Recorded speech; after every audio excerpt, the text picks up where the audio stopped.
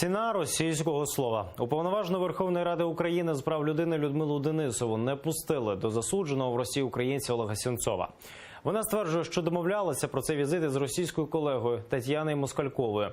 Взаємні візити до в'язнів українських в Росії та російських в Україні обговорювали президенти Порошенко та Путін, а потім уточнювали міністри закордонних справ Клімкін та Лавров у форматі переговорів Нормандської четвірки.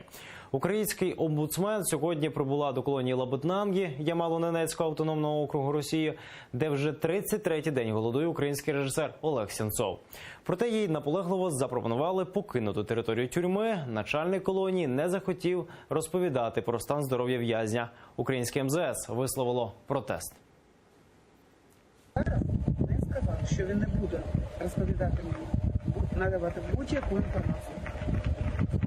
І тому попросив нас вийти, покинути територію колонії. Зараз ми знаходимося біля ворот колонії. Я зателефонувала уповноважене з прав людини Російської Федерації і чекаю від неї відповіді.